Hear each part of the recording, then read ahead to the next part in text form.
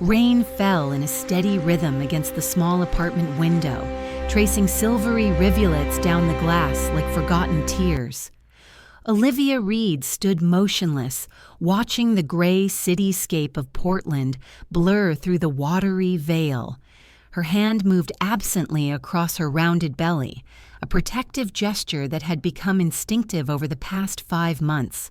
The apartment was silent except for the soft patter of raindrops and the occasional car horn from the street below. "Mom, where's Dad's blue shirt?" Nathan's clear voice broke through the stillness, startling Olivia from her reverie. She turned to face her 8-year-old son, who stood in the hallway clutching a small wooden boat, his latest treasure from the second-hand store down the block. Olivia forced a smile, though it didn't quite reach her eyes. "I think it's in the bottom drawer, sweetheart." 2 years had passed since Michael's accident. 2 years of hollow conversations and half-finished sentences. 2 years of learning to breathe around the absence that still filled their small apartment, like an invisible guest who refused to leave. The television flickered silently in the corner, casting shifting shadows across the floor. The walls were bare, except for a single framed photograph. Michael holding Nathan when he was still small enough to fit in his arms, both laughing at something beyond the camera's view. A moment preserved in amber, untouched by what was to come. Olivia had stopped planning her life in long sentences. Days existed as small, manageable fragments: a grocery list, an unfinished accounting report for the firm where she worked part-time, a reminder to pay rent. The world beyond her tiny routine had become irrelevant. She spoke to no one except her clients and her son. Grief had flattened everything into a muted landscape of tasks to be completed, hours to be endured. That morning, as she sorted through the usual pile of bills and advertisements, a heavy envelope caught her eye. It was cream-colored with her name written neatly in ink, a faint scent of paper and dust lingering on it. Inside was an official letter from a law firm in Serenity Harbor, Maine, a place she had never heard of. "We are writing to inform you of an inheritance pertaining to the estate of Mr. William Reed, deceased, formerly of Lake Serenity. The property in question consists of an island parcel and its remaining structures. You have been identified as the next of kin through your late husband." For a long moment, Olivia only stared at the page. William. The name stirred something, a half-buried memory from stories Michael rarely told. His grandfather, she remembered vaguely, a man who had once owned shipyards, who had lived somewhere in the north and died alone. Michael had spoken of him only once, and even then with a kind of bitterness. He built boats for everyone, but never a home for himself. Nathan looked up from the floor, curiosity brightening his face. "What is it, Mom?" "An island," she said, almost laughing at the absurdity. "Apparently your great-grandfather's." His eyes widened. "An island? Like a real one with trees and everything?" "Yes, probably just rocks and moss." But that night, when she tucked him into bed, Nathan kept asking questions: what it looked like, whether there were animals, if they could go there.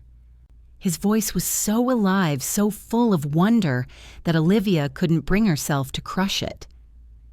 The next morning, she called the law office. The lawyer explained that the property could not be transferred or sold without a personal inspection and signature. The island had been left untouched for years, the taxes already covered by a small remaining account. By the end of the call, she'd made a decision she didn't fully understand. Maybe it was the fatigue of the city, the endless sameness of her days, or simply the way Nathan's eyes had lit up when he'd heard the word island. She would take a few days off work, call it a trip to settle paperwork. They would see what was left of William's world. The road north seemed endless. They drove for hours through stretches of pine forest and empty fields. The sky grew wider, the air colder and cleaner. Nathan counted the lakes that appeared between the trees. Olivia just drove, her hands steady on the wheel, the hum of the old car filling the silence between them. With each passing mile, she felt the city slipping away, its noise, its concrete, its weight. For the first time in months, she found herself taking deeper breaths, as though her lungs were remembering their purpose.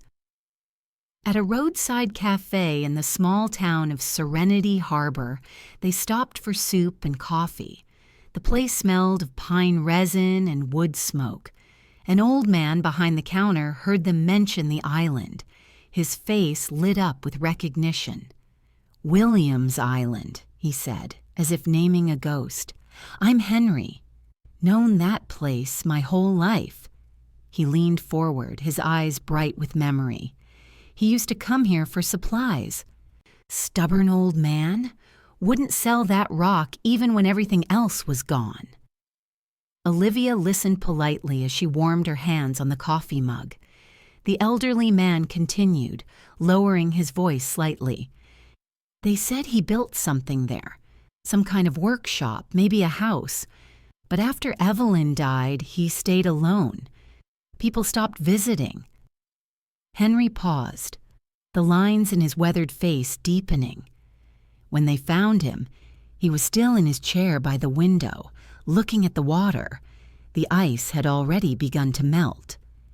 Outside, the sky was turning the color of pewter. Henry gave her directions to a nearby pier and, almost as an afterthought, placed an old key on the counter. "He left this here years ago, said someone would come for it." The key felt heavy in Olivia's palm, worn smooth by time. It was a strange connection to the past, not just a key to a boat, but to a part of life she had never known. Lake Serenity appeared suddenly at the end of a gravel road, vast and dark, its surface rippled by wind. The island lay in the middle like a shadow, a smudge of green and gray against the water. The pier creaked under their steps, and the air smelled of wet wood and metal.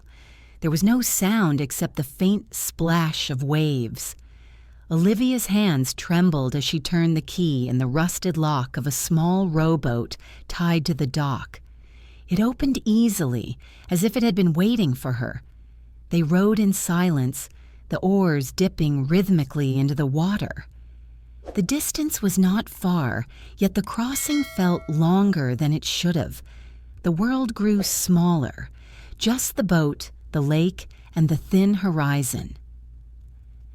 Nathan trailed his fingers through the cold water, his face solemn with concentration. When they reached the shore, the ground was soft with moss and birch leaves glistened with rain. The house stood near the center of the island, leaning slightly to one side. The roof sagged under the weight of years, and the porch was half swallowed by weeds. Still, there was a strange dignity to it, as if it refused to fall apart completely. Olivia pushed open the door. The hinges groaned and a rush of cold air met them. Inside, everything was coated in dust, yet it was clear that someone had once lived here carefully. A kettle still hung near the stove. A lantern stood on the table. Faded curtains hung at the windows, patterned with small blue flowers. Nathan ran from room to room, his voice echoing off the empty walls. "Mom, look! There's an attic!" She followed him up the narrow stairs. In the dim light that filtered through a broken window, she saw old trunks, fishing nets, and a stack of weather-stained photographs. One of them showed a tall man with broad shoulders and a beard, standing beside a small boy. The resemblance between the boy and Michael was so strong that Olivia felt her chest tighten. She touched the edge of the picture. "That must be him," she whispered. They spent their first night there wrapped in sleeping bags on the floor.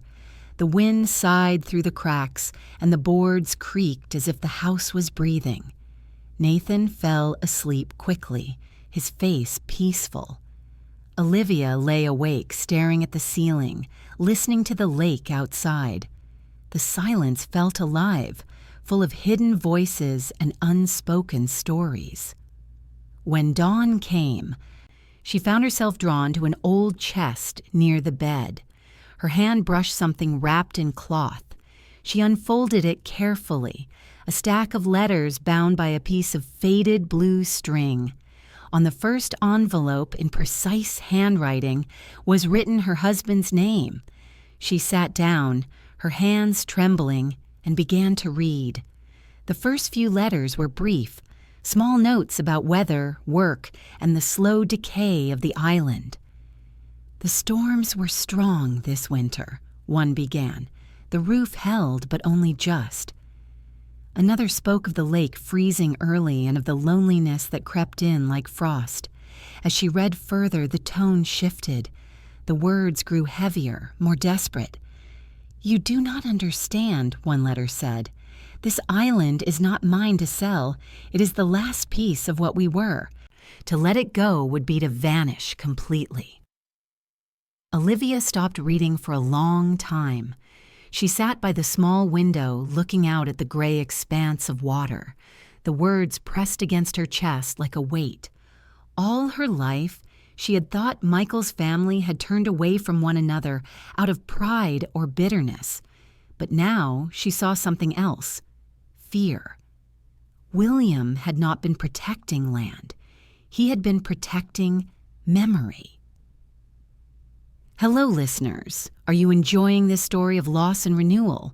Where are you listening from today? Leave a comment below and let us know.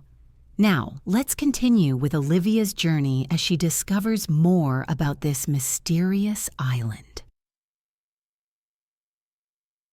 Morning on the island came quietly, wrapped in the scent of wet pine and the faraway cries of birds. Olivia woke to the sound of Nathan's footsteps on the porch, his voice humming with the light curiosity children have when the world is still new. The fire they had made the night before was little more than ashes, and the air in the house was cold enough that her breath came out in small clouds. She rose, wrapped her shawl tighter around her shoulders, and stepped outside. The mist was lifting off the lake, revealing water smooth as glass, broken only by the drifting of fallen leaves. Nathan was crouched by the edge of the water, poking a stick at the reeds. "Mom, there's frogs, and look, a fish. I think it's alive." His words came out in quick bursts, as though the island itself had woken something wild inside him. She smiled faintly, though the ache in her back reminded her that she was no longer a girl who could sleep on bare floors. The world here was different, slower, older. Every sound carried a weight that was missing in the city. The creak of the trees, the whisper of wind through the branches, the steady rhythm of the lake breathing against the shore. By noon, she had decided to stay a few days longer. There was no reason to hurry back. Her boss wouldn't miss her right away, and Nathan was happier here than he had been in months. They swept the floor, gathered kindling, and aired out the rooms. In one of the cupboards, Olivia found jars filled with nails and screws, rolls of twine, and a rusted hammer that fit her hand surprisingly well. Whoever William had been, he had left traces of a life built by touch, things that required time and patience. At first, the silence unsettled her. She had grown so used to the city's constant hum, the faraway traffic, the muffled footsteps above her apartment, even the late-night voices from the alley, that the quiet here felt unnatural. But as the day passed, the stillness became a kind of companion. In it, she could hear the distant hum of water under ice, the groan of the forest as it shifted in the wind, and sometimes, most startling of all, the sound of her own thoughts returning to her. Concerned about her pregnancy, Olivia decided they should find a doctor in town. They returned to Serenity Harbor where they met Margaret, a retired nurse in her late 60s who had once worked at the local clinic. With gentle hands and kind eyes, Margaret checked Olivia and assured her that everything seemed fine. "I knew William," Margaret said as she put away her stethoscope. "After Evelyn died in the flu pandemic, he was never the same. The shipyard went bankrupt in the Depression. But he wouldn't leave that island. I think it was the only place he could still feel her presence." Back on the island, Olivia and Nathan discovered an old boathouse with a partially collapsed roof. Inside were tools, an axe, a handsaw, and piles of timber darkened with age. On a shelf, half buried under dust, lay rolled sheets of parchment. She unrolled them carefully, brushing away flakes of mold. They were sketches, detailed and deliberate. A house drawn from every angle with notes written in the same steady hand as the letters. It was not a large house, simple and square, but its foundation was deep, the beams thick and crossed in strange patterns. At the bottom of the drawing, William had written a single line, "A home strong enough to weather solitude." Olivia felt her throat tighten. It was as though the island itself was whispering through time, asking her to finish something left undone. When she showed the drawings to Nathan, his eyes lit up. "Can we build it, Mom? Please. We can use the trees here. Great-grandpa wanted to make it, right?" She hesitated. The idea was ridiculous. She had never built anything larger than a bookshelf, but something inside her, something that had been dormant for too long, stirred. Maybe it wasn't about finishing the house at all. Maybe it was about understanding the man who couldn't leave this place and the husband who had inherited that same restlessness. They began the next morning. The air was sharp, filled with the scent of pine sap. Nathan gathered branches while Olivia cleared a patch of land near the water, marking corners with stones. She used the old axe, her hands clumsy at first, blistering easily, but each swing of the blade brought a strange satisfaction, a rhythm that felt like breathing. As she worked, Olivia thought about William and Michael, two men she barely knew, connected by the same island, the same love of the sea. She thought about the child growing inside her, a piece of Michael still living. Perhaps this was why she had been drawn here, to complete a circle that had been broken. They worked in silence, stopping only when the sun dipped low and painted the lake in gold. By the end of the week, they had built the base of a frame, nothing more than rough logs fitted together. But it stood, and that was enough. Nathan danced around it, declaring it their fortress. Olivia laughed, the sound startling her. It had been so long since she had heard herself laugh. But the island had its moods. One evening, clouds gathered without warning, and by nightfall, a storm rolled in. The wind howled through the trees, rattling the old house. Rain drummed against the roof, finding every crack and gap. Olivia rushed to close the shutters, shouting for Nathan to stay inside. Then came the splintering sound of wood breaking. One of the tall birches near the clearing snapped and fell, crushing part of the half-built structure. For a moment, Olivia stood frozen, the flashlight trembling in her hand. All the work they had done lay ruined under a tangle of branches. The anger that rose in her chest surprised her with its sharpness. It wasn't just the storm she hated, it was everything. The loneliness, the failure, the years of merely surviving instead of living. "I can't do this," she said aloud, her voice shaking.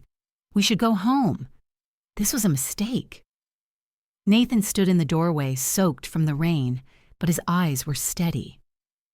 "But Mom," he said softly. "You said Great-Grandpa didn't leave when things broke. Why should we?" Something in his voice stopped her.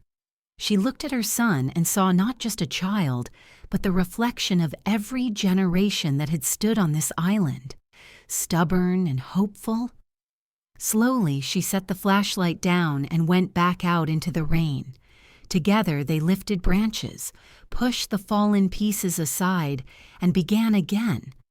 The storm raged, but in that fury, Olivia found a strange peace. The realization that nothing worth keeping was ever built in calm weather. As they worked in the rain, Olivia felt the baby inside her kick more strongly than before. She placed a hand on her belly, pausing for a moment. "This will be your story too," she whispered, "about rebuilding from wreckage." When morning came, the sky was clear, washed clean. The broken beams had been repaired, the roof covered again with fresh planks. The air smelled of resin and smoke from their small fire. Nathan sat nearby, carving shapes into a piece of wood with his pocket knife, humming to himself. Olivia looked at their house. It was still imperfect, still fragile, but it stood, and in that simple act of standing, it carried something she had not felt in years: hope. She took one of William's letters from her pocket and read it again. A home strong enough to weather solitude. She smiled faintly. Perhaps it wasn't the wood that gave strength, but the hands that refused to stop shaping it. Are you wondering what Olivia will decide for her future and her children? What would you do in her place? Leave your predictions in the comments below. Don't forget to subscribe to our channel for more touching stories like this one. Now, let's return to Serenity Island. Spring came late to the north, creeping in cautiously, melting the last patches of snow along the shore. The island changed slowly, the way old things do, reluctantly but with quiet grace. Where months earlier the ground had been hard and lifeless, now moss grew soft underfoot, and the pines carried a brighter green. Olivia had stopped counting the days. What was meant to be a brief trip to settle an inheritance had turned into something that no longer fit into her old notion of time. The city felt like a different life now, one that belonged to someone else. The small house she and Nathan had been building stood half-finished in the clearing near the water. The logs were rough and uneven, the roof patched together from scavenged boards. But to Olivia, it was beautiful. Each imperfection was a reminder that she had touched every part of it with her own hands. When she looked at it, she felt something she hadn't felt since before Michael died, a quiet sense of belonging. The house, much like the two of them, wasn't perfect, but it endured. Nathan had grown stronger. The shy boy, who had once hidden behind her, now moved with purpose. He gathered branches, carried tools, and even began carving small pieces of driftwood into the shapes of boats. When he talked about school, he no longer spoke with dread, but with a kind of distant curiosity, as though it belonged to a world too far away to matter. Margaret visited regularly to check on Olivia's pregnancy, and the two women had grown close. Margaret told stories about her time on the island, her visits to William and Evelyn before the pandemic. They loved, truly, she said, the kind of love that makes a man stay in his most painful place, just to be near the memory. Olivia felt a connection to this story, as if it reflected her own life in some way. By early summer, the house was nearly complete. The beams were sealed, the windows fitted, the floor swept smooth. It was still humble, a single room with a low ceiling, but it was theirs. Nathan had carved their initials on one of the inner posts, O+N. Olivia didn't stop him. She liked the idea that the wood would carry their names long after they were gone. The days grew longer. The light stayed on the lake until nearly midnight, and the water reflected colors of copper and glass. They fished in the evenings, though neither of them had much skill. Nathan once caught a tiny perch and was so proud that they cooked it over the fire and shared it between them, laughing at how little there was to eat.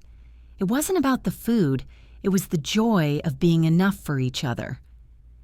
Then one afternoon, while Olivia was stacking firewood, she heard the distant buzz of an engine. It was a sound she hadn't heard in months, a motorboat growing louder as it cut through the water. She shaded her eyes and watched as a sleek white vessel approached the island. It stopped just offshore, and a man in a gray suit climbed onto the rocks, carrying a leather briefcase. He called out politely before stepping closer. "Mrs. Reed, Richard Porter, Lakeside Development Company." She recognized his type instantly. Clean shoes, expensive watch, the scent of polished ambition, the kind of man who belonged to the world she had left behind. He spoke smoothly, like someone used to closing deals. "We've been trying to reach your family for years. The late Mr. Reed refused to sell, but with the property now in your name, I wanted to make an offer. The market has changed dramatically.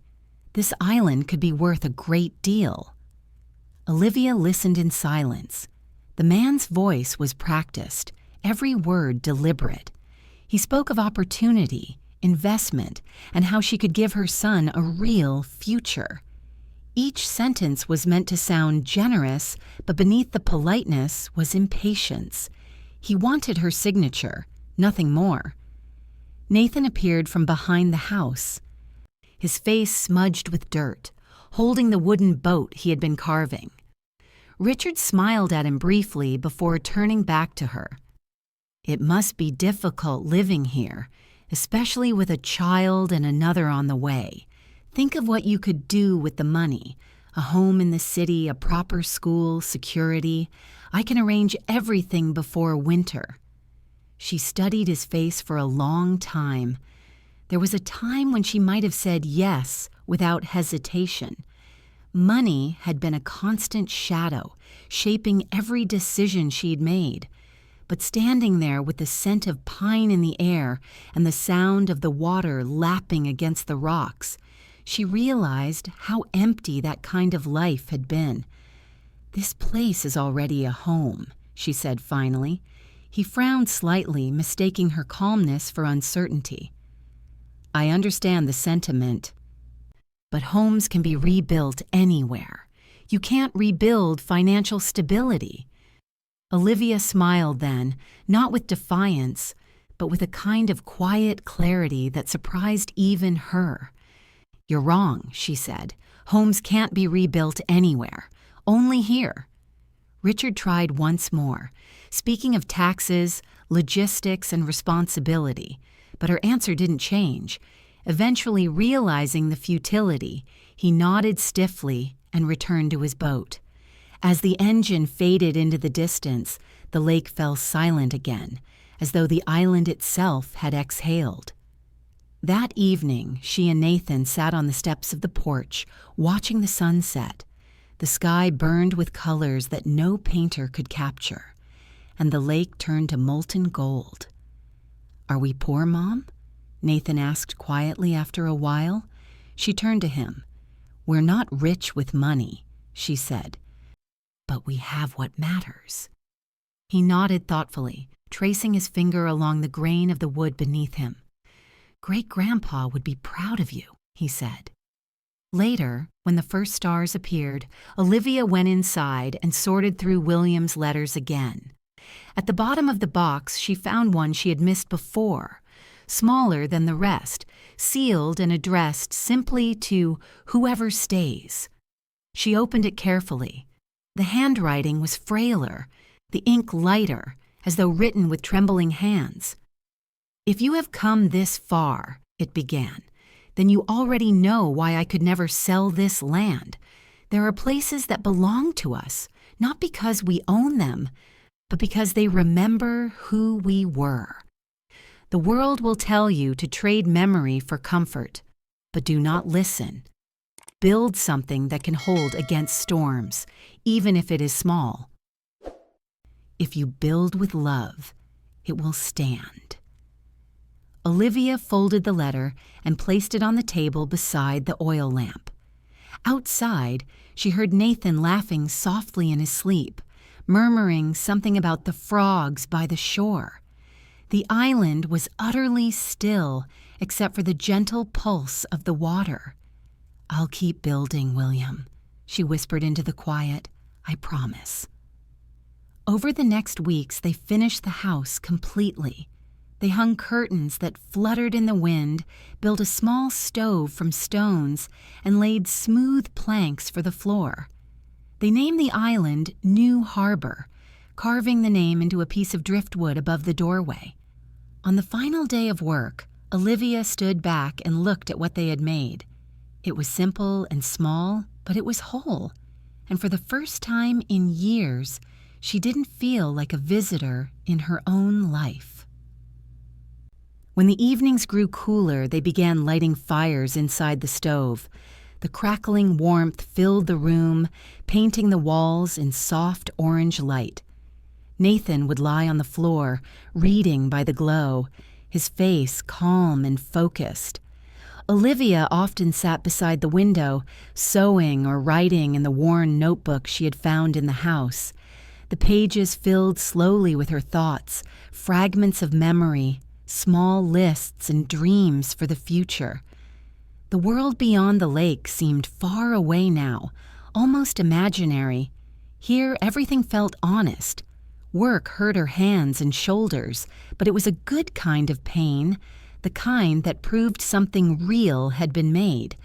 When she closed her eyes at night, she could still hear the faint creak of wood as the wind moved around the cabin, and it comforted her. By autumn, the birch leaves had turned gold, and mornings carried the first hint of frost. Olivia stood on the porch one dawn, watching fog rise from the lake.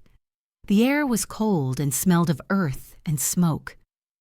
"I named the baby," Nathan said, coming to stand beside her, wrapped in a blanket. "William if it's a boy and Evelyn if it's a girl. Great-grandpa would like that." Olivia smiled and nodded, feeling the baby kick gently. "Yes," she said, "I think he would."